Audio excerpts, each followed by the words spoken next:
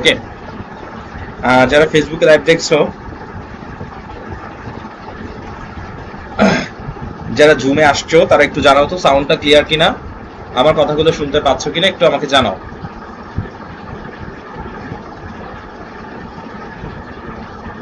হ্যাঁ সাজ্জাদ, ওয়ালাইকুম সালাম। আমার কথাগুলো কি শোনা যাচ্ছে?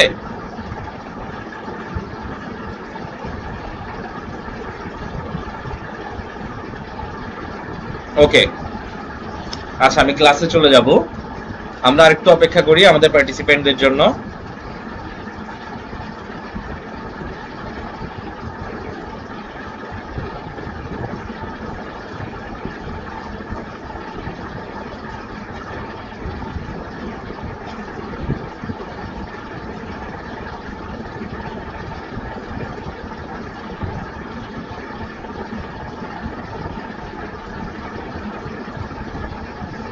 ওকে, সাউন্ডটা ক্লিয়ার করছি আমি।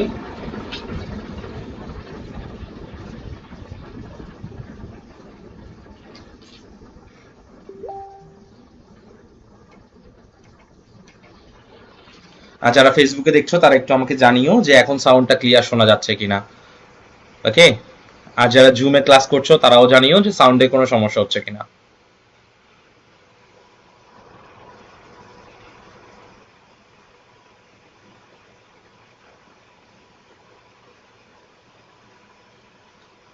আর যারা জুমে ক্লাস করছো তারাও জানিও।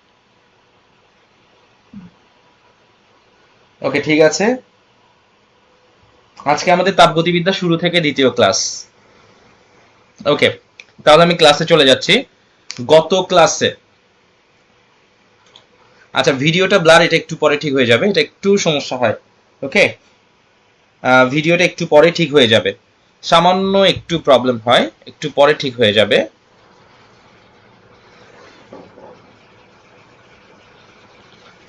ওকে, তাহলে আমি ক্লাসে চলে যাচ্ছি।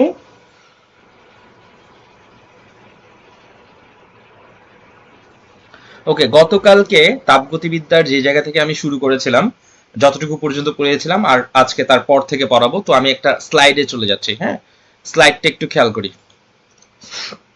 একটা স্লাইডে আমি চলে যাচ্ছি।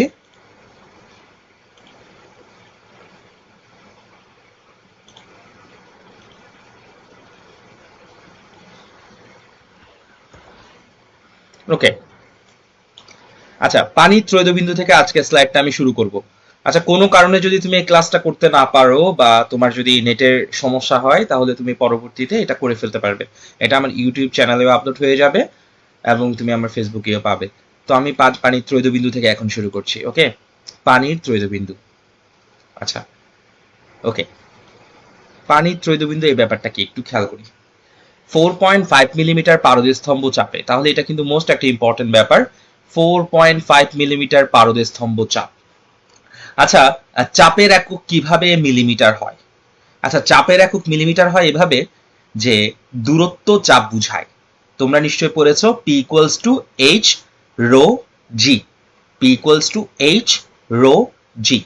ওখানে এইচ এর মান যদি 4.5 মিলিমিটার বসাও, এটাকে মিটারে কনভার্ট করে বসাও, আর রো এর মান বসাবা 13,596, যেটা হচ্ছে পারদের ঘনত্ব, আর জি হচ্ছে 9.8, তাহলেই তুমি পেয়ে যাবে 4.5 মিলিমিটার পারদস্তম্ভ চাপ মানে কি। ওকে, তাহলে খেয়াল করো 4.5 মিলিমিটার পারদস্তম্ভ চাপে যে তাপমাত্রায়, আচ্ছা যে তাপমাত্রায় বিশুদ্ধ বরফ, মোস্ট ইম্পর্টেন্ট একটা ব্যাপার, আমরা বলার সময় বলে ফেলি বরফ বরফ বরফ, কথাটা সঠিক না, এটা হচ্ছে বিশুদ্ধ বরফ এবং বিশুদ্ধ পানি এবং বিশুদ্ধ জলীয় বাষ্প তাপীয় সমতায় থাকে। স্যার তাপীয় সমতা মানে কি? তাপীয় সমতা মানে হচ্ছে এই তিনটা অবস্থায় থাকা সম্ভব। যেমন তুমি একটা আইসক্রিম খাচ্ছ, দেখো তুমি আইসক্রিম খাওয়ার সময় এটা কিন্তু বরফ থাকে, আবার আইসক্রিম থেকে কিন্তু পানি গলে গলে পড়ে, আবার আইসক্রিম থেকে এক ধরনের ধোঁয়া বের হয়, সেটা কিন্তু বাষ্প। তাহলে দেখো তুমি যে আইসক্রিম খাচ্ছ, আইসক্রিমটা বরফ, আবার আইসক্রিমটা থেকে পানিও গলে গলে পড়তেছে, আবার আইসক্রিমটা থেকে ধোঁয়া উঠতেছে। তাহলে এই যে আইসক্রিমের মধ্যে তিনটা অবস্থা এট টাইম বিরাজ করছে, এটাই হচ্ছে অ্যাকচুয়ালি ট্রিপল পয়েন্ট টেম্পারেচার। কেমন? বা আমরা ট্রিপল পয়েন্ট পানির ত্রয়োদবিন্দু বলে থাকি। তাহলে আমার সাথে সাথে সংজ্ঞাটাকে একটু ক্লিয়ার করে নাও। 4.5 মিলিমিটার পারদস্তম্ভ চাপে, মোস্ট ইম্পর্টেন্ট, 4.5 মিলিমিটার পারদস্তম্ভ চাপে যে তাপমাত্রায় বিশুদ্ধ বরফ, পানি ও জলীয় বাষ্প এট এ টাইম থাকে, অর্থাৎ তাপীয় সমতায় থাকে, তাকেই বলা হয় পানির ত্রৈধ বিন্দু বা ট্রিপল পয়েন্ট। পানির ত্রৈধ বিন্দুর তাপমাত্রাকে একটা নির্দিষ্ট মান দেওয়া হয়েছে, একটা নির্দিষ্ট মান আছে, সেটা হচ্ছে 273.16 কেলভিন। 273.16 কেলভিন। তাহলে পানির ত্রৈধ বিন্দুর তাপমাত্রা কত? 273.16 কেলভিন। এর উপর ভিত্তি করে পরম শূন্য তাপমাত্রা, আচ্ছা এইটার উপর ভিত্তি করে, কিসের উপরে ভিত্তি করে তাহলে আমাকে একটু বলো, কিসের উপরে ভিত্তি করে? ওই যে 273.16 কেলভিন, এটার উপর ভিত্তি করে, মানে ডিপেন্ড করে, এটার উপরে ভিত্তি করে একটা স্কেল তৈরি করা হয়েছে তাপমাত্রা পরিমাপের জন্য। কেমন? সে স্কেলটাকে আসলে বলা হয়, ওকে, সে স্কেলটাকে আসলে বলা হয়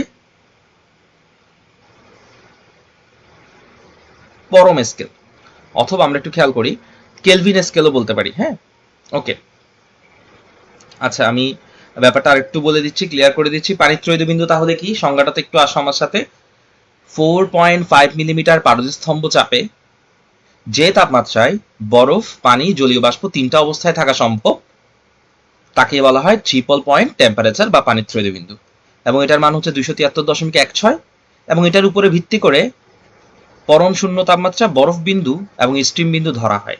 ওকে, যাই হোক, এটার উপরে ভিত্তি করে তাপ গতীয় যে স্কেলটা, মানে তাপমাত্রা যে স্কেলটা, সেটাকে আমরা আসলে পরম তাপমাত্রা স্কেল বলে থাকি। ওকে, সেটা একটু পরে আমি ক্লিয়ার করব। আচ্ছা যাই হোক, তাহলে ট্রিপল পয়েন্ট টেম্পারেচারের ব্যাপারটা কি বুঝতে তোমাদের ঝামেলা হয়েছে?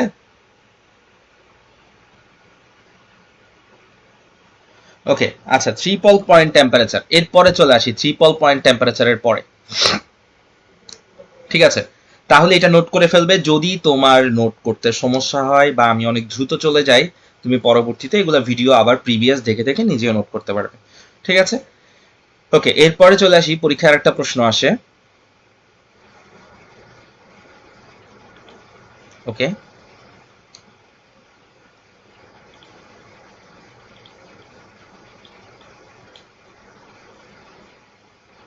আচ্ছা পরীক্ষায় একটা প্রশ্ন আসে, একটু খেয়াল করি। সেটা হচ্ছে কেলভিন কাকে বলে? হ্যাঁ, এই প্রশ্নটাও নোট করে ফেলবো, কেলভিন কাকে বলে। দেখো, পানির ত্রৈধ বিন্দুর তাপমাত্রার পানির ত্রৈধ বিন্দুর তাপমাত্রা কত ছিল? 273.16। পানির ত্রৈধ বিন্দুর তাপমাত্রার 1/273.16 কে 1 কেলভিন বলে। পানির ত্রৈধ বিন্দুর তাপমাত্রা ছিল কিন্তু 273.16 কেলভিন, আর তার এতকে, তার 1/273.16 কে আসলে বলা হয় 1 কেলভিন। ক্লিয়ার? অর্থাৎ পানির ত্রৈধ বিন্দুর তাপমাত্রার সাথে যদি তুমি 1/273.16 গুণ করো, মানে 273.16 এর সাথে যদি তুমি 1/273.16 গুণ করো, তাহলে কিন্তু 1 কেলভিনই থাকবে। কেমন? তাহলে কেলভিন কাকে বলে? পানির ত্রৈধ বিন্দুর তাপমাত্রার 1/273.16 কে 1 কেলভিন বলা হয়। ওকে, তাহলে ট্রিপল পয়েন্ট টেম্পারেচার কি এবং কেলভিন কি? এরপর চলে আসে একটা ম্যাথমেটিক্যাল ট্রামে। ম্যাথমেটিক্যাল ট্রাম দিয়ে আমি আজকে শুরু করতেছি ম্যাথ করানোটা। কেমন?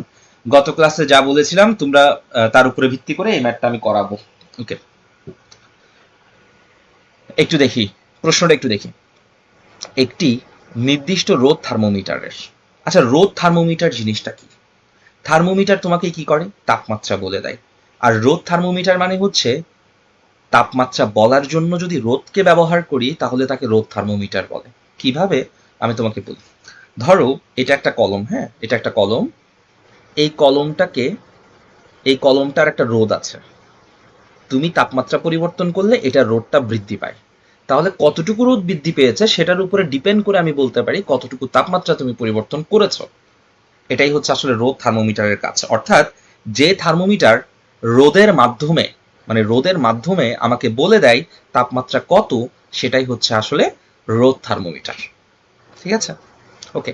যেমন পারদের ক্ষেত্রে খেয়াল করো, পারদের ক্ষেত্রে কি হয়? তুমি যখন জ্বর মাপো, তখন পারদের দৈর্ঘ্যটা বেড়ে যায়। পারদে একটা নির্দিষ্ট জায়গায় দাগ কাটা থাকে, ওটা দেখে তুমি বলো যে কত ডিগ্রি তোমার জ্বর উঠছে। তাহলে পারদের ক্ষেত্রে কি হয়? দৈর্ঘ্য বেড়ে যায়। ঠিক সেরকম পারদের ক্ষেত্রে যেমন দৈর্ঘ্য বেড়ে গিয়ে আমাকে বোঝাচ্ছে তাপমাত্রা কত, ঠিক রোদ থার্মোমিটারের ক্ষেত্রে রোদ বেড়ে গিয়ে বা কমে গিয়ে আমাকে বোঝাবে তাপমাত্রার পরিবর্তন কতটুকু। ওকে, তাহলে একটা রোদ থার্মোমিটার নিয়ে আমি এখন কথা বলছি। একটা রোদ থার্মোমিটারের রোদ বরফ বিন্দুতে, মানে বরফ বিন্দুতে রোধ হচ্ছে 4.7 ওহম। তাহলে বরফ বিন্দুতে রোধ হচ্ছে 4.7 ওহম।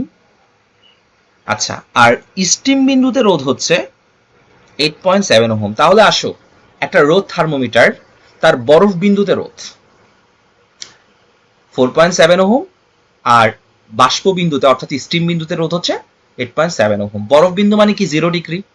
তাহলে খেয়াল করো, আমি এখানে লিখেছি, এখানে বরফ বিন্দুতে রোধ মানে এক্স নট, নট লিখার কারণ হচ্ছে এটা 0 ডিগ্রি অর্থাৎ বরফ বিন্দু বুঝাইছে। 0 ডিগ্রিতে যেহেতু বরফ হয় তাই এক্স নট মানে 0 ডিগ্রি, আর 0 ডিগ্রিতে রোধ হচ্ছে 4.7 ওহম লিখে দিলাম। এরপর দেখো স্টিম বিন্দুতে রোধ হচ্ছে 8.7 ওহম। স্টিম মানে হচ্ছে কিন্তু 100 ডিগ্রি, তাই এখানে লিখছি এক্স 100 8.7 ওহম। তাহলে বরফের রোধ কত 4.7, আর স্টিমের রোধ কত 8.7। তোমার থেকে বের করতে হবে, তোমাকে বলছে যে কোনো একটা তাপমাত্রায় 7.1 ওহম রোধ, যে কোনো তাপমাত্রায় 7.1 ওহম রোধ, যে কোনো তাপমাত্রায় 7.1 ওহম রোধ। তোমাকে বের করতে হবে যে তাপমাত্রায় 7.1 ওহম রোধ সেই তাপমাত্রা কত। তাহলে তুমি লিখলা নির্ণেয় তাপমাত্রা, মানে আমি যে তাপমাত্রাটা বের করব সেই তাপমাত্রাটায় রোধ হচ্ছে 7.1 ওহম, আর আমার বের করতে হবে টেম্পারেচারটা কত।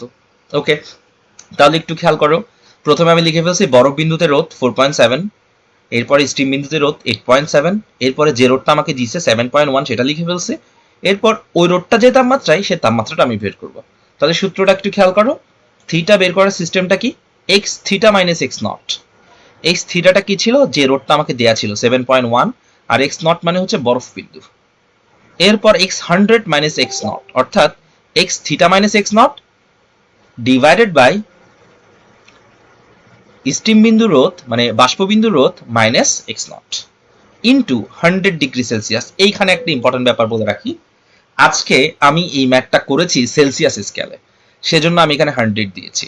আজকে যদি আমি সেলসিয়াসে না করতাম, আমি যদি ফারেনহাইটে করতাম, তাহলে এখানে 100 না দিয়ে আমি দিতাম 180।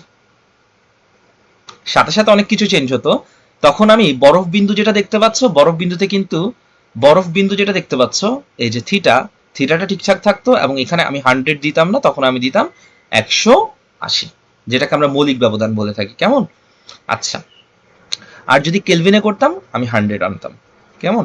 আচ্ছা, ওকে, তাহলে আমাদের এই প্রশ্নটার আমি সূত্রটাকে আর একটু মেমোরাইজ করে ফেলো। Theta equals to X theta, যে রোডটা দেওয়া থাকবে, minus x naught, X 100 minus x naught into 100। 100 কেন দিয়েছি, এটাকে মৌলিক ব্যবধান বলা হয়, এটাকে মৌলিক ব্যবধান বলা হয়। আচ্ছা, ওকে, ঠিক আছে। এবার এর পরে চলে আসি আরেকটা প্রশ্নতে। আচ্ছা, তোমরা কি আমার কথাগুলো শুনতেছো? আমি একটু স্ক্রিনে ফেরত গিয়ে দেখি তোমাদের।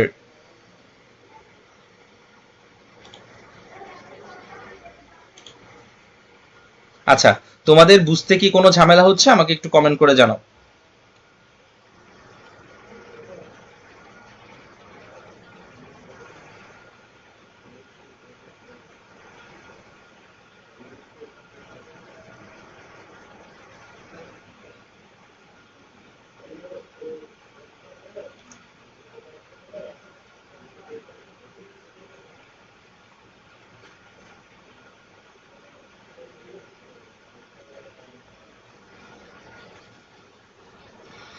আচ্ছা, ওকে,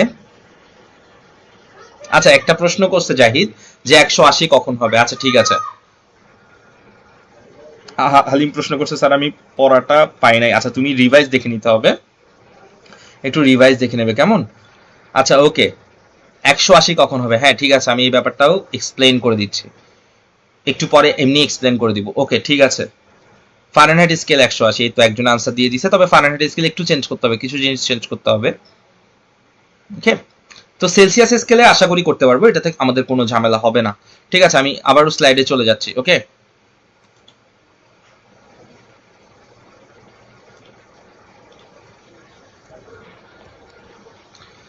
ওকে, এরপরে আমি আরেকটা প্রশ্নতে চলে আসি।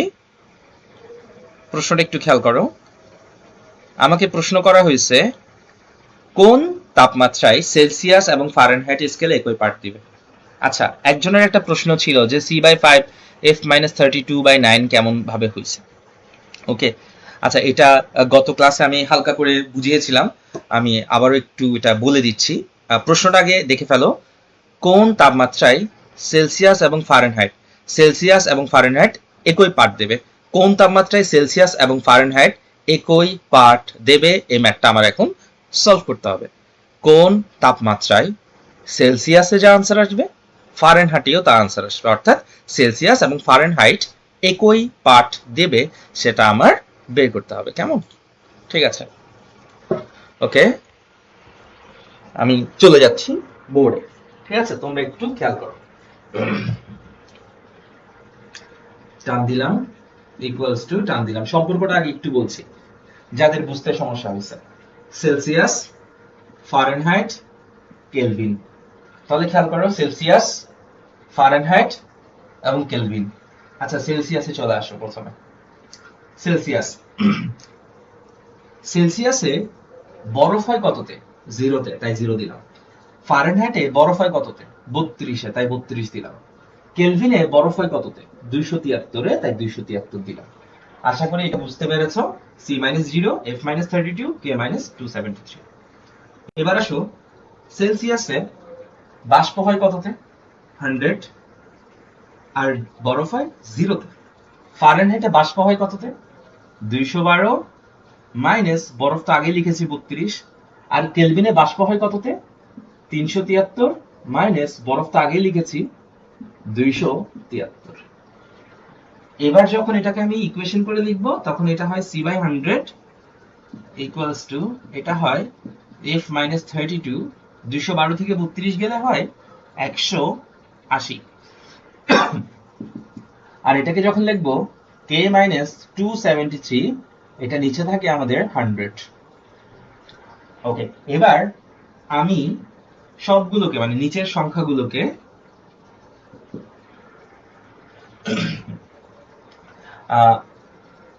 ভাগ দিয়ে দিচ্ছি। কত দ্বারা ভাগ দিতে পারি দেখো তো? যদি আমি 20 দ্বারা ভাগ দিই, 20 দ্বারা, তাহলে এটা হয় 5-20 100, C/5।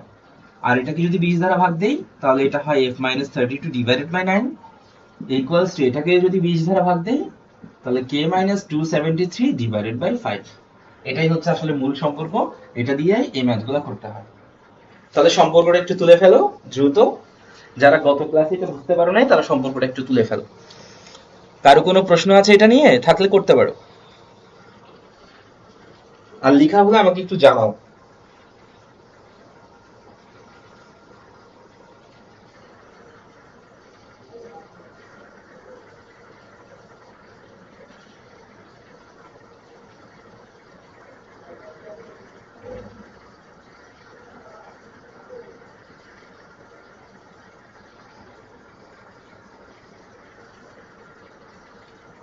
কারো কোনো প্রশ্ন আছে এটা নিয়ে?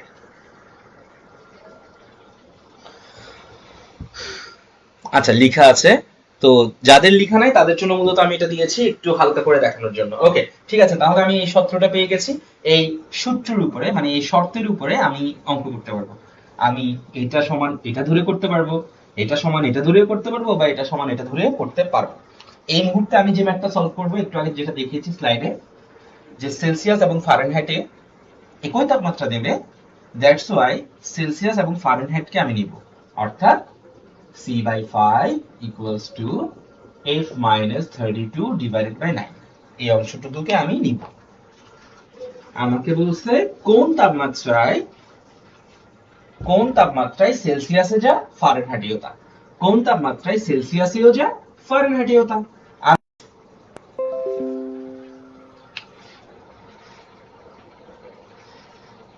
ওকে, 4x, আর এখানে আমাদের থাকে -32। আচ্ছা, এখানে একটা জিনিস, 5x, এই গুণটা ভুলে গেছে।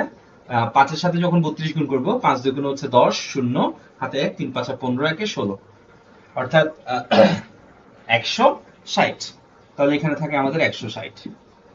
সুতরাং x ইকুয়ালস টু হচ্ছে -40। তাহলে আমার আনসার হচ্ছে x ইকুয়ালস টু -40। তো আনসারটা কি এককে হতে পারে? আনসারটা দুইটা এককে হতে পারে, -40 ডিগ্রি সেলসিয়াসও লিখতে পারি বা -40 ডিগ্রি ফারেনহাইটও লিখতে পারি, কারণ এটা সেলসিয়াসেও যা ফারেনহাইটেও তা।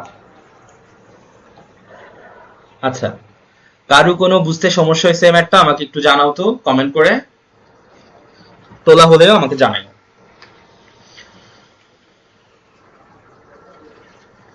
জিসিকা কমেন্ট করেছো, বুঝছি স্যার। সাজ্জাদা কমেন্ট করেছো, ওকে। আচ্ছা,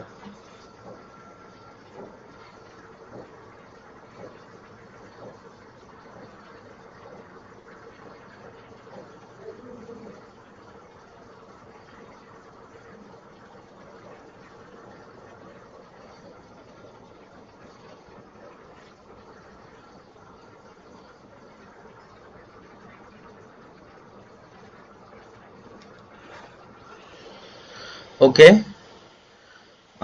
আচ্ছা ঠিক আছে, তোমরা তুলে ফেলো, আমি আবার স্লাইডে চলে যাচ্ছি। ততক্ষণ পর্যন্ত আমাদের ফেসবুকে কোনো কমেন্ট আছে কিনা একটু দেখে ফেলি।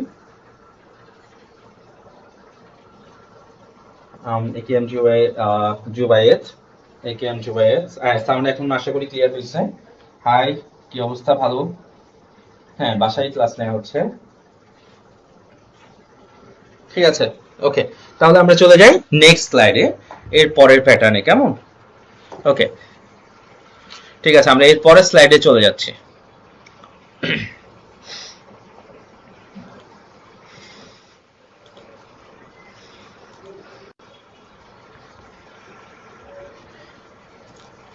ওকে, এরপর চলে আসি।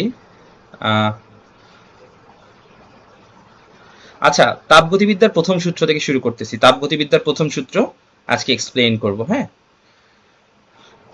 প্রথমে আসো, কাজ করার সামর্থ্যকে শক্তি বলে। এটা তো আমরা জানি, কাজ করার সামর্থ্যকে শক্তি বলে। শক্তির কিন্তু বিভিন্ন রকমের রূপ আছে। ওকে, তো যেহেতু কাজ করার সামর্থ্যই শক্তি, তাহলে কাজ যে কথা, শক্তিও সে কথা। শক্তির এককও কিন্তু জুল, কাজের এককও কিন্তু জুল। তাই কাজ এক প্রকার শক্তি। ওকে, আবার আমরা যেটা জানি তাপ, তাপের এককও কিন্তু জুল। তাহলে তাপ, কাজ, শক্তি এগুলো সবগুলাই সেম জিনিস, অর্থাৎ তাপ থেকে শক্তি হয়, আবার শক্তি ভেঙে গিয়ে তাপ হয়। এই একদম সহজ একটা ব্যাপার। তো বিজ্ঞানী জুল সর্বপ্রথম কাজ ও তাপের মধ্যে সম্পর্ক স্থাপন করেন। তাহলে এখানে একটা জিনিস নোট ডাউন করে রাখতে হবে আমাদের থেকে, কোন বিজ্ঞানী এখানে গুরুত্বপূর্ণ ভূমিকা রাখছে? বিজ্ঞানী জুল। বিজ্ঞানী জুল সর্বপ্রথম কাজ ও তাপের মধ্যে সম্পর্ক স্থাপন করেন এবং এই সম্পর্কটিকে তিনি একটি সূত্রের সাহায্যে প্রকাশ করেন। আর এই সূত্রটিকেই বলা হয় আসলে জুলের সূত্র। আবার এটাকেই কিন্তু তাপগতিবিদ্যার প্রথম সূত্র বলা হয়। তাহলে তাপগতিবিদ্যার প্রথম সূত্র কে আবিষ্কার করছে? বিজ্ঞানী জুল। এটা মূলত কি? তাপ এবং কাজের মধ্যকার একটা সম্পর্ক। ওকে, ওকে, দেখে ফেলি সূত্রটা কি। কাজ তথা যান্ত্রিক শক্তিকে, ওকে, কাজ তথা যান্ত্রিক শক্তিকে, আচ্ছা, কাজ অথবা যান্ত্রিক শক্তি। যান্ত্রিক শক্তি জিনিসটাকে একটু বলি। কোনো বস্তুর মধ্যে মোট যে শক্তিটা, সেটাকে যান্ত্রিক শক্তি বলে। অর্থাৎ গতিশক্তি, বিভব শক্তি দুটার যে সমষ্টি, সেটাকে বলা হয় যান্ত্রিক শক্তি। সেটাকে বলা হয় যান্ত্রিক শক্তি। হ্যাঁ, তো কাজ যে কথা, যান্ত্রিক শক্তিও সে কথা। কাজ তথা যান্ত্রিক শক্তিকে তাপে অথবা তাপ শক্তিকে কাজে বা যান্ত্রিক শক্তিতে রূপান্তরিত করা হলে যান্ত্রিক শক্তি এবং কাজ পরস্পরের সমানুপাতিক হবে। এই ব্যাপারটা কি, আমি এটা একটু ব্যাপারটা একটু ডিটেলসে তোমাকে বলি। ধরো আমি ঘষছি, এই যে আমার হাত দিয়ে ঘষলাম, আমার হাত গরম হয়েছে। একদম সহজ একটা জিনিস, আমি এখানে হাত ঘষে একটা কাজ করছি, কাজটা আমার হাতের মাঝখানে তাপ হয়ে গেছে। তাহলে দেখো, এই যে কাজটা কিন্তু তাপে রূপান্তরিত হয়েছে, তাই তো? একদম সহজ একটা ব্যাপার। তাহলে আমি ঘষছি, আমি এখানে কাজ করছি, কাজটাই তাপ হয়ে গেছে। কি জোস একটা বিষয়। আচ্ছা, এরকম প্রতিটা জায়গায় তুমি হাঁটতেছো, রাস্তা দিয়ে গাড়ি চলতেছে, সব জায়গায় কিন্তু একটা ফ্রিকশন হচ্ছে, একটা ঘর্ষণ হচ্ছে। ঘর্ষণটা কিন্তু তাপে কনভার্ট হচ্ছে। কিন্তু মজার ব্যাপার হচ্ছে, একটু আমি বলি, দেখো আমি এভাবে হাতের সাথে ঘষছি, গরম হয়েছে হাত, কিন্তু আমি যদি সেম এই হাতটাকে নিয়ে রাস্তায় ঘষি, তাহলে কি সমপরিমাণ তাপ হবে? হবে না। তাহলে আমি তোমাকে যে জিনিসটা বুঝাতে চাচ্ছি সেটা হচ্ছে, হ্যাঁ, তুমি যখন কোনো একটা কাজ করো তখন তাপ হয়, ঠিক আছে, তবে কাজ এবং তাপ দুটো পরস্পর সমানুপাতিক, দুটো সমান না। অর্থাৎ যতটুকু কাজ আমি করেছি ঠিক ততটুকু তাপ আমি পাই নাই, একটা একটার সমানুপাতিক, তবে কখনোই সমান হবে না। অর্থাৎ সিস্টেম লস বলে কোনো একটা বিষয় এখানে আছে। আশা করি তোমরা খুব সুন্দরভাবে ব্যাপারটা বুঝতে পেরেছো। তাহলে জুলের সূত্রটা কি, এই যে ঘষলাম এটাই হচ্ছে জুলের সূত্র, ঘষা দিয়ে কিন্তু জুলের সূত্রটা চলে আসতেছে। অর্থাৎ কোনো জিনিসে যখন কাজ করা হয় মানে ঘষা হয়, ঘষা মানে কাজ করা, অর্থাৎ কোনো জায়গায় মানে কোনো সিস্টেমে যখন কাজ করা হয়, হ্যাঁ, তখন ওই কাজটা তাপে রূপান্তরিত হয় এবং কাজ এবং তাপ পরস্পরের সমানুপাতিক। এটাই সর্বপ্রথম বিজ্ঞানী জুল বলছে, এটাকে জুলের সূত্র বলা হয় এবং এটাই হচ্ছে অ্যাকচুয়ালি তাপগতিবিদ্যার প্রথম সূত্র। তাহলে সূত্রটা একটু খেয়াল করো। অর্থাৎ এই যে কাজটা আমি যে হাত ঘষেছি, যে কাজটা, সেটা হচ্ছে যে তাপটা উৎপন্ন হয় মানে এইচ, সেই তাপটার সমানুপাতিক। ডাব্লিউ মানে হচ্ছে ওয়ার্ক আর এইচ মানে হচ্ছে হিট, তাহলে ডাব্লিউ সমানুপাতিক এইচ। ওকে, ডাব্লিউ কে রেখে দিলাম এবং আমরা তো ছোটবেলা থেকে একটা ধ্রুবক আনতাম, যেহেতু এখানে জুল আবিষ্কার করছে তাই এখানে ধ্রুবককে আমরা যে হিসাবে এনেছি, যেটাকে আমরা জুলের ধ্রুবক বলে থাকি। হ্যাঁ, আচ্ছা, তাহলে ডাব্লিউ হচ্ছে আমাদের কাজের পরিমাণ এবং এইচ হচ্ছে আমাদের তাপের পরিমাণ এবং জুল হচ্ছে জুলের ধ্রুবক। এই জুলটাকে না তাপের যান্ত্রিক সমতা বলা হয়। কেন যান্ত্রিক সমতা বলা হয়? একদম সমান, সহজ একটা বিষয়। তুমি যতগুলো ধ্রুবককে ইকুয়াল বানাও সবগুলোকে বলা হয় কিন্তু সমানুপাতিক ধ্রুবক। কি বলা হয়? সমানুপাতিক ধ্রুবক। যেহেতু এটা তাপের সাথে কাজের সম্পর্ককে সমান করছে, সেজন্য এটাকে বলা হয় তাপের যান্ত্রিক সমতা, অর্থাৎ এটা সমতাকরণ করছে। ক্লিয়ার? এবং এটাকে বলা হয় মেকানিক্যাল ইকুইভ্যালেন্ট বা জুলের তুলাঙ্ক বা জুলস ইকুইভ্যালেন্ট বলা হয়। ওকে, আচ্ছা, তাহলে আমরা জুলের সূত্র জানলাম, W ইকুয়ালস টু JH। ওকে, এবার দেখো তাপগতিবিদ্যার প্রথম সূত্রটা কিন্তু শক্তির নিত্যতা সূত্রেরই একটি বিশেষ রূপ। একটু খেয়াল করো, H ইকুয়ালস টু যদি 1 হয়, W ইকুয়ালস টু কিন্তু জুল হয়ে যায়। অর্থাৎ H ইকুয়ালস টু যদি 1 হয়, হ্যাঁ, H ইকুয়ালস টু যদি 1 হয় তাহলে W ইকুয়ালস টু J হয়। এই থেকে বলা যায়, এখন তোমাকে পরীক্ষা কিন্তু প্রশ্ন আসতে পারে যে তাপের যান্ত্রিক তুলাঙ্ক কাকে বলে। ওকে, তাহলে খেয়াল করো, H ইকুয়ালস টু যদি 1 হয়, Hটা কি ছিল? উৎপন্ন তাপ। Hটা কি ছিল? উৎপন্ন তাপ। তাহলে দেখো একক তাপ উৎপন্ন করতে, অর্থাৎ H ইকুয়ালস টু যদি 1 হয় তাহলে W ইকুয়ালস টু J হয়। সহজ কথা, H ইকুয়ালস টু 1 হলে অর্থাৎ একক তাপ উৎপন্ন করতে যে পরিমাণ কাজ হয় মানে যে পরিমাণ W হয় তাকে আসলে জুল বলে। তাহলে আমি আবারও সূত্রটা একটু ক্লিয়ার করে দিচ্ছি। সূত্রটা কি ছিল? W equals to JH। পরীক্ষায় আসছে তাপের যান্ত্রিক তুলাঙ্ক কি, হ্যাঁ, ব্যাখ্যা করো। তখন তুমি বলবে এটা তো একদমই সহজ স্যার, এইচ এর মান যদি 1 বসে দিই তাহলে W ইকুয়ালস টু J হয়ে যায়। অর্থাৎ H ইকুয়ালস টু 1 হলে মানে একক তাপ উৎপন্ন করতে যে পরিমাণ W হয় ওটাকে আসলে জুল বলা হয়। কারণ H ইকুয়ালস টু যদি 1 দাও তাহলে W ইকুয়ালস টু J হয়ে যাচ্ছে। ক্লিয়ার? তাহলে আশা করি সংজ্ঞাটা বুঝতে পেরেছো। একক তাপ উৎপন্ন করতে, ওকে, একক তাপ উৎপন্ন করতে যে পরিমাণ কাজ করতে হয় বা একক তাপ দ্বারা যে পরিমাণ কাজ হয় তাকে আসলে তাপের যান্ত্রিক তুলাঙ্ক বা সমতা বলে। ঠিক আছে? ওকে, তাহলে আমরা জুলের সূত্রটা পড়ে ফেললাম। এবার চলে আসি সিস্টেমে। গত ক্লাসে বলেছিলাম সিস্টেম সম্পর্কে আমি বলবো, এখনো আসিনি। হ্যাঁ, ওকে, আসো সিস্টেমে চলে আসি। আচ্ছা, তোমরা কি আমার কথাগুলো শুনতে পাচ্ছ? আমার কথাগুলো শুনতে বা বুঝতে কোনো সমস্যা হচ্ছে? আচ্ছা, আমি একটু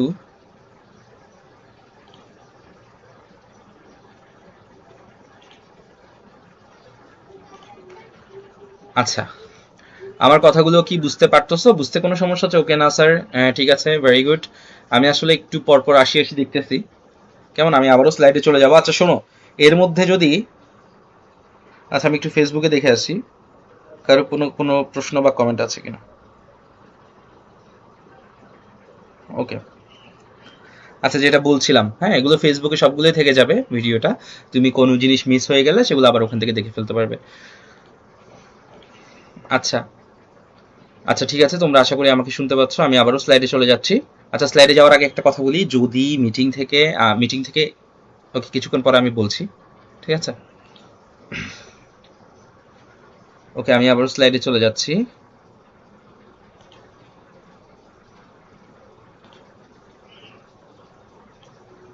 সিস্টেম নিয়ে কথা বলবো। সিস্টেম দেখো, পদার্থের বা জড় জগতের একটি নির্দিষ্ট অংশ, পদার্থের বা জড় জগতের একটি নির্দিষ্ট অংশ যা পরীক্ষা নিরীক্ষার জন্য, যেমন দেখো তোমার রুম, হ্যাঁ, তোমার রুম যেখানে তুমি পড়ালেখা করো, তোমার একটা রুম আছে যেখানে তুমি থাকো আর কি, হ্যাঁ, তো তুমি তোমার রুমে কিন্তু পড়ালেখা করো, তোমার রুমটা হচ্ছে পরিবেশ, তুমি তো আর রুমের সব জায়গায় যাই পড়ো না, ইভেন তোমার রুমের নিচে যে খাটের নিচে যে জায়গাটা, বা তোমার রুমে যদি চেয়ার থাকে চেয়ারের নিচে যে জায়গাটা, ওখানে গিয়ে তো তুমি পড়ো না। তাহলে তোমার পুরো রুমটা হচ্ছে পড়ার জন্য পরিবেশ, আর তুমি পড়ো টেবিলের উপরে, ওই টেবিলটাই হচ্ছে আসলে সিস্টেম। অর্থাৎ পুরা জড় জগৎটাকে আমরা বলে থাকি পরিবেশ বা জগৎ, তার নির্দিষ্ট অংশ যেখানে তুমি এক্সপেরিমেন্টটা করবা সেটাকে বলা হয় আসলে সিস্টেম। তাহলে একটু সংজ্ঞাটা দেখে ফেলো। পদার্থের বা জড় জগতের একটি অংশ যা পরীক্ষা নিরীক্ষার জন্য বিবেচনা করা হয়, অর্থাৎ জড় জগতের একটি নির্দিষ্ট অংশ যা পরীক্ষা নিরীক্ষার জন্য বিবেচনা করি আমরা, সেই অংশকে আসলে সিস্টেম বলি, বাংলায় এটাকে বলা হয় ব্যবস্থা। তাহলে আমার সাথে সাথে বলো, সিস্টেম জিনিসটা কি? পদার্থের বা জড় জগতের যে নির্দিষ্ট অংশ যেখানে আমরা পরীক্ষা নিরীক্ষা চালাই, সেই অংশটাকে বলা হয় আসলে সিস্টেম, বাংলায় সিস্টেম মানে হচ্ছে ব্যবস্থা। পরিবেশ জিনিসটা কি? ওকে, সিস্টেমের বাইরে সবকিছুকে, আমি তো একটু আগে বলেছি, সিস্টেমের বাইরে সবকিছুকে বলা হয় পরিবেশ বা পরিপার্শ্ব। অর্থাৎ তুমি তোমার রুমে পড়ালেখা করো, তোমার রুমের টেবিলটা হচ্ছে সিস্টেম, পুরো রুমটা হচ্ছে তোমার জন্য একটা পরিবেশ। তাহলে সিস্টেমের বাইরে সবকিছুকে এর পরিপার্শ্ব বা পরিবেশ বলে। অন্য কথা এটাও বলা যায়, সিস্টেম যে ব্যবস্থার সাথে শক্তি বিনিময়ে সক্ষম সে ব্যবস্থাকে পরিপার্শ্ব বলে। সিস্টেম যে ব্যবস্থার সাথে, যেমন আমি তোমাকে একটু এক্সাম্পল দেই, ধরো তুমি 1 কাপ চা খাচ্ছ, তাহলে তুমি যে চাটা খাচ্ছ ওই চাটা হচ্ছে সিস্টেম। গরম 1 কাপ চা এনে টেবিলের উপরে রেখেছিস, ওই চাটা হচ্ছে মনে করো সিস্টেম। আর পরিবেশ কি? পরিবেশ হচ্ছে আশেপাশে তোমার রুমটা। এখন দেখো, চা থেকে যে এনার্জি ট্রান্সফর্ম হবে, গরমটা ট্রান্সফর্ম হবে, এটা কোথায় হবে? পরিবেশে। পরিবেশে অর্থাৎ সিস্টেম হচ্ছে এমন একটা জিনিস, এটার সঙ্গে এভাবে দেওয়া যায়, সিস্টেম হচ্ছে এমন একটা জিনিস যেটা পরিবেশের সাথে শক্তি বিনিময়ে সক্ষম। আশা করি তোমরা বুঝতে পেরেছো, ঠিক আছে? ওকে, এরপরে চলে আসি সাম্য অবস্থা। হ্যাঁ, সাম্য অবস্থা ব্যাপারটা কি একটু বলি। সাম্য অবস্থায় সিস্টেম বা ব্যবস্থার সকল বিন্দুতে তাপগতীয় স্থানাঙ্ক, আচ্ছা তাপগতীয় স্থানাঙ্ক জিনিসটা কি আমি বলি। তাপ পরিবর্তনের সাথে সাথে, তাপ পরিবর্তনের সাথে সাথে, ওকে, আচ্ছা, তাপ পরিবর্তনের সাথে সাথে কিছু কিছু রাশি বা ধর্ম চেঞ্জ হয়। তাপ পরিবর্তনের সাথে সাথে কিছু কিছু, যেমন ধরো এই যে কলমটাতে আমি তাপ দিলাম, হ্যাঁ, কলমটাতে তাপ দেওয়ার সাথে সাথে এটার কিছু কিছু জিনিস চেঞ্জ হবে। যেমন কলমটাতে যদি আমি, কলমটা বাদ দাও, আমি সাপোজ মনে করো এই রুমের মধ্যে কোনো একটা কিছুতে আগুন ধরালাম, আগুন ধরানোর সাথে সাথে আমার রুমের মধ্যে কয়েকটা জিনিস চেঞ্জ হতে পারে। আমার রুমের চাপ চেঞ্জ হতে পারে, হ্যাঁ, আমার রুমের আয়তন চেঞ্জ হতে পারে, যে গ্যাসগুলো আছে তার আয়তন চেঞ্জ হতে পারে, এবং তাপমাত্রা চেঞ্জ হতে পারে। অর্থাৎ কোনো একটা স্থানে, কোনো একটা বস্তুতে, কোনো একটা সিস্টেমে, কোনো একটা পরিবেশে তাপমাত্রা পরিবর্তন করার সাথে সাথে যে রাশিগুলো চেঞ্জ হয়, যে মানগুলো চেঞ্জ হয়, যে মাত্রাগুলো চেঞ্জ হয়, তাকে বলা হয় অ্যাকচুয়ালি তাপগতীয় স্থানাঙ্ক। এবং তাপগতীয় স্থানাঙ্ক 3টা, পি, ভি, টি, চাপ, আয়তন, তাপমাত্রা, পি, ভি, টি। তাহলে খেয়াল করো, সাম্য অবস্থায় সিস্টেম বা ব্যবস্থার সকল বিন্দুতে তাপগতীয় স্থানাঙ্ক পি, আয়তন ভি এবং তাপমাত্রা সমান। আমি কিন্তু তোমাকে বুঝেছি তাপগতীয় স্থানাঙ্ক কি। এখন প্রশ্ন করছে সাম্য অবস্থা কি। সাম্য অবস্থা মানে একদম সহজ। সাম্য অবস্থা, ধরো আমাকে বলা হয়েছে এই রুমটা সাম্য অবস্থায় আছে। এই রুমটা সাম্য অবস্থায় মানে কি? মানে হচ্ছে এই রুমটার সব জায়গায়, একদম কোণে কানে, খাটের তলে, চৌকির তলে, উপরে নিচে যত জায়গা আছে সব জায়গায় পি, ভি, টি এই 3টা সমান। অর্থাৎ খাটের উপরে যা পি, খাটের নিচেও তা পি, সেম। অর্থাৎ প্রতিটা জায়গায় তাপমাত্রা, চাপ এবং আয়তন সমান হলে এটাকে বলা হয় অ্যাকচুয়ালি সাম্য অবস্থা। ওকে, আচ্ছা, ওকে, তোমাদের কাছে একটু ফেরত আসি আমি। আচ্ছা, তোমরা কি আমার কথাগুলো বুঝতে পারতেছো? বুঝতে কোনো সমস্যা হচ্ছে? আমাকে একটু চ্যাটে জানাও তো, এতক্ষণ পর্যন্ত যা বললাম তা কি বুঝতে তোমাদের কারো কোনো সমস্যা হয়েছে?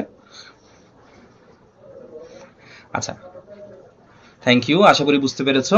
কারো যদি কোনো কিছু মাথা থেকে ছুটে যায় তাহলে এটা ইউটিউবে এবং ফেসবুকে থাকবে, কেমন, তোমরা ওখান থেকে দেখে নিতে পারবে। আচ্ছা, আমি এখন এটা থেকে মিটিংটা এন্ড করব। এন্ড করার সাথে সাথে আবার আমি চলে আসব, তোমরাও আবার সেই আইডি এবং পাসওয়ার্ড দিয়ে চলে আসবে, ঠিক আছে? আমি বের হওয়ার সাথে সাথেই আসবো এবং তোমরাও মিটিং থেকে বের হওয়ার সাথে সাথেই আবার ইন করে ফেলবে। আমি 2 থেকে 3 মিনিটের মধ্যে আবার স্লাইডে গিয়ে ক্লাস শুরু করে দিব, ঠিক আছে? লেট করবে না, বের হয়ে অ্যাগেন আবার ইন করবে, কেমন? ঠিক আছে তাহলে।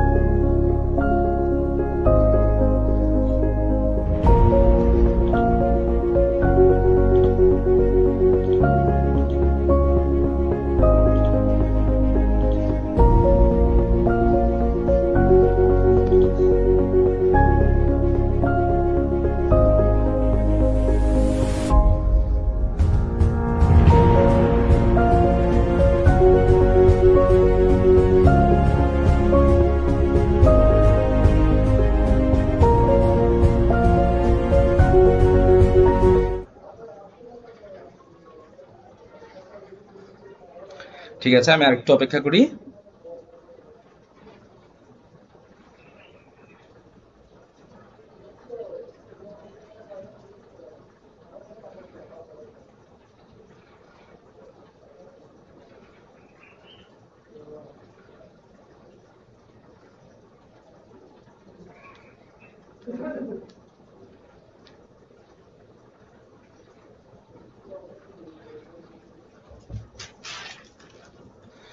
ওকে, আশা করি আমার কথাগুলো শোনা যাচ্ছে। তোমরা একটু আমাকে জানাও তো যে আমার কথাগুলো শুনছো কিনা।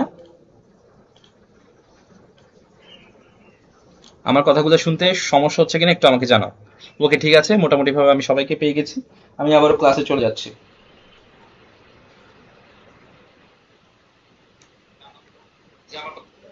ওকে, ঠিক আছে।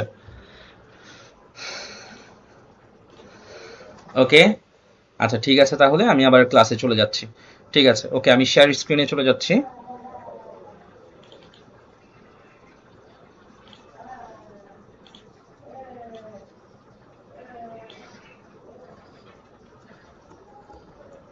ওকে,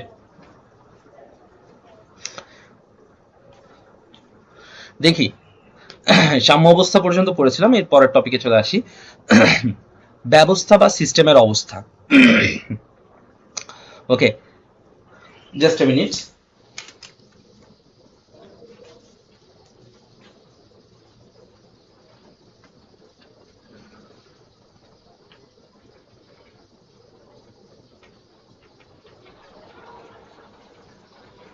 ওকে, ব্যবস্থা বা সিস্টেমের অবস্থা, এই টপিকটাতে চলে আসি। তাপগতীয় আলোচনার ক্ষেত্রে যে সকল রাশির মান কোন সিস্টেম বা ব্যবস্থার উপর বর্ণনা করে, একটু আগে যেটা বলেছি, এই যে চাপ পি, আয়তন ভি এবং টি, এটাকে বলা হয় আসলে সিস্টেমের ব্যবস্থা বা স্টেট অফ এ সিস্টেম।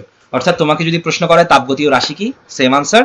তোমাকে যদি প্রশ্ন করা হয় সিস্টেমের অবস্থা কি বা স্টেট অফ এ সিস্টেম কি, তখনও তুমি বলবে যে তিনটা রাশির মাধ্যমে আমরা একটা কোন সিস্টেমের অবস্থা বুঝি, তাপগতীয় অবস্থা। সে তিনটা জিনিস হচ্ছে চাপ, আয়তন এবং তাপমাত্রা। ওকে, এবার চলে আসি তাপগতীয় প্রক্রিয়া, প্রসেস কি। থার্মোডাইনামিক প্রসেস, তাপগতীয় প্রক্রিয়া। ওকে, শুরু করছি। তাপগতীয় প্রক্রিয়া, দেখো,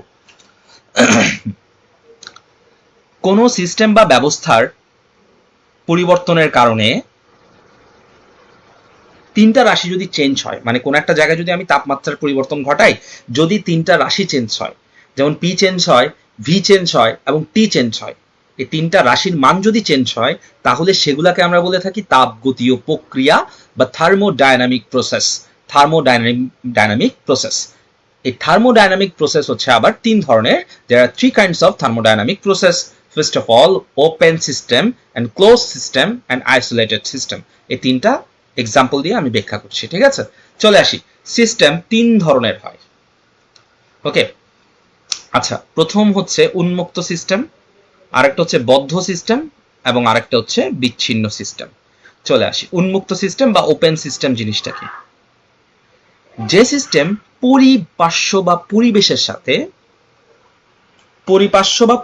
সাথে ভর ও শক্তি ভর ও শক্তি উভয় বিনিময় করতে পারে তাকে উন্মুক্ত সিস্টেম বা ওপেন সিস্টেম বলে।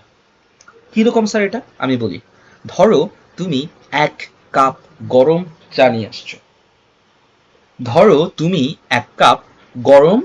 নিয়ে আসছো। কেমন? তো 1 কাপ গরম চা এনে টেবিলের উপরে রেখে দিছো।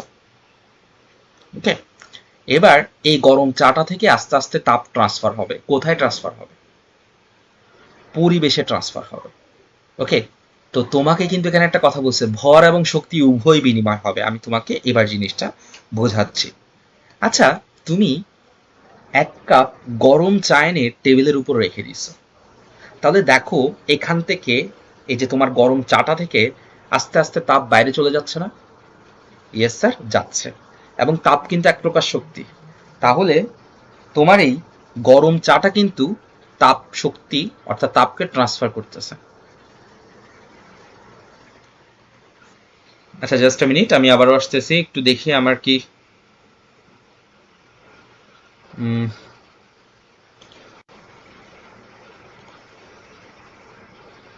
আচ্ছা, তোমরা কি আমার স্লাইডগুলো বুঝতেছিলা বা স্লাইডগুলো বুঝতে কি কোনো ঝামেলা হয়েছে? আমাকে একটু জানাও তো, দ্রুত দ্রুত কমেন্ট করে জানাও।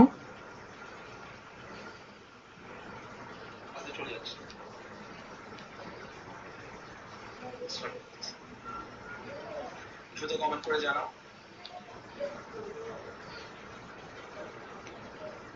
ওকে, ঠিক আছে, সরি। আচ্ছা, ঠিক আছে, আমি আবার স্লাইডে চলে যাচ্ছি, সরি।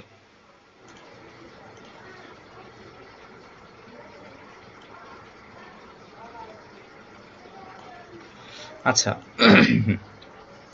যেটা বলছিলাম, আমি যেখানে ছিলাম, যে যে সিস্টেম পরিপার্শ্ব বা পরিবেশের সাথে, ওকে, আচ্ছা, শক্তি, তাপ হচ্ছে এক প্রকার শক্তি। কোনো জিনিস যদি তাপ বিনিময় করতে পারে তাহলে সে কিন্তু শক্তি বিনিময় করে। ওকে, আচ্ছা, তাহলে তুমি 1 কাপ গরম চা এনে রেখে দিছো টেবিলের উপরে, ওইখান থেকে আস্তে আস্তে তাপ ট্রান্সফার হচ্ছে। তাহলে তোমার গরম চাটা কিন্তু তোমার রুমের মধ্যে তাপকে ছড়াই দিচ্ছে, অর্থাৎ শক্তি ট্রান্সফার করতেছে। আচ্ছা, এই শক্তি সাথে সাথে আস্তে আস্তে জলীয় বাষ্প আকারে কিছু পানি বের হয়ে যাচ্ছে না? তাহলে ওই পানিটা হচ্ছে ভর। তাহলে খেয়াল করে দেখো, 1 কাপ গরম চাকে রুমে এনে রেখে দিচ্ছ, এই গরম চাটা শক্তিও বিনিময় করছে অর্থাৎ তাপকেও ট্রান্সফার করতেছে, আস্তে আস্তে জলীয় বাষ্প আকারে কিছু পদার্থকেও ট্রান্সফার করে দিচ্ছে। তাহলে সে কিন্তু অ্যাট এ টাইম ভরও ট্রান্সফার করে এবং শক্তিও ট্রান্সফার করে। ট্রান্সফার না, বিনিময় করে, চেঞ্জ করে। কার সাথে? পরিবেশের সাথে, অর্থাৎ তোমার রুমের সাথে। তোমার রুমটা হচ্ছে পরিবেশ, আর তুমি যে চা খাচ্ছ এটা হচ্ছে সিস্টেম। তাহলে তোমার এই যে চা খাওয়াটা অর্থাৎ তোমার সিস্টেমটা যদি পরিবেশের সাথে ভর এবং শক্তি উভয় বিনিময় করতে পারে, তবে তাকে বলা হয় ওপেন সিস্টেম অর্থাৎ উন্মুক্ত সিস্টেম। তাহলে উন্মুক্ত সিস্টেমের একটা এক্সাম্পল হতে পারে 1 কাপ গরম চা খাওয়া। ওকে, এরপর চলে আসি বদ্ধ সিস্টেম। যে সিস্টেম, দেখো, যে সিস্টেম পরিপার্শ্ব বা পরিবেশের সাথে শুধু শক্তি বিনিময় করতে পারে কিন্তু ভর বিনিময় করতে পারে না। তাহলে শুধুমাত্র শক্তি বিনিময় করতে পারে কিন্তু ভর করতে পারে না, অর্থাৎ ভর বিনিময় করতে পারে না, তাকে বদ্ধ সিস্টেম বলে। তাহলে এখানে কিন্তু জাস্ট শক্তি বিনিময় হবে, তবে ভর বিনিময় হবে না। এটা কিরকম স্যার আবার? আচ্ছা, তুমি যদি আজকে 1 কাপ গরম চা না করে, মানে একটা কাপের মধ্যে গরম চাটাকে না এনে যদি কোনো একটা বোতলে করে গরম চাটা আনো, তাহলে খেয়াল করে দেখো তো, তুমি বোতলে করে 1 বোতল গরম চা এনে রেখে দিছো টেবিলের উপরে, তাহলে আস্তে আস্তে কিন্তু চাটা ঠান্ডা হয়ে যাবে। তাহলে চাটা কিন্তু আস্তে আস্তে তাপ শক্তি ব্যয় করতেছে, মানে শক্তি বিনিময় করতেছে। কিন্তু এখান থেকে কোনো জলীয় বাষ্প আকারে পদার্থ বেরোচ্ছে না, অর্থাৎ ম্যাটেরিয়ালস যা ছিল তাই কিন্তু রয়ে যাচ্ছে। তাহলে এটা হচ্ছে এমন একটা সিস্টেম, মানে একটা বোতলের মধ্যে গরম গরম চা, এটা হচ্ছে এমন একটা সিস্টেম যেটা পরিবেশের মধ্যে শক্তি বিনিময় করতে পারে কিন্তু ভর বিনিময় করে না, অর্থাৎ পদার্থ বিনিময় করে না। তাকে বলা হয় আসলে বদ্ধ সিস্টেম। তাহলে ওপেন সিস্টেম কি? ভর এবং শক্তি, 1 কাপ গরম চা, আর বদ্ধ সিস্টেম কি? একটা বোতলের মধ্যে গরম চা, যেটা শক্তি বিনিময় করতে পারবে কিন্তু ভর বিনিময় করতে পারবে না। ওকে, বিচ্ছিন্ন সিস্টেম বা যেটাকে আমরা বলে থাকি আইসোলেটেড সিস্টেম, যে সিস্টেম পরিবেশ বা পরিপার্শ্ব বা পরিবেশের দ্বারা প্রভাবিত হয় না, এটা টোটালি প্রভাবিত হবে না, অর্থাৎ ভর বা শক্তি কোনো কিছুই বিনিময় করতে পারবে না, তাকে বিচ্ছিন্ন সিস্টেম বলে। দেখি কেউ এক্সাম্পল দিতে পারো কিনা, আমাকে একটু দাও তো দেখি এক্সাম্পল। কেউ কি এক্সাম্পল দিতে পারো বিচ্ছিন্ন সিস্টেমের? কমেন্ট করে আমাকে একটু এক্সাম্পল দাও।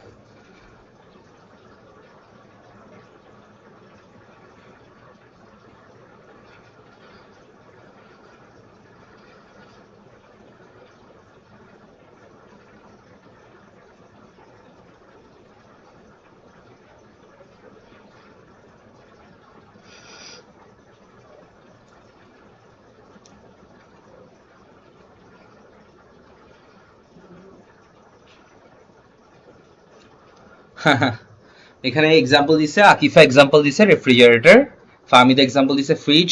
ওকে, আর কোন এক্সাম্পল?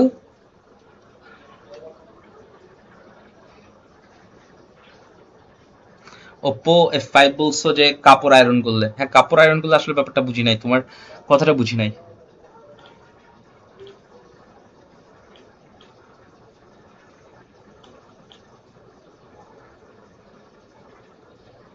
ওকে, ফ্লাক্স, মৃত্তিকা এক্সাম্পল দিছো ফ্লাক্স, রাইট।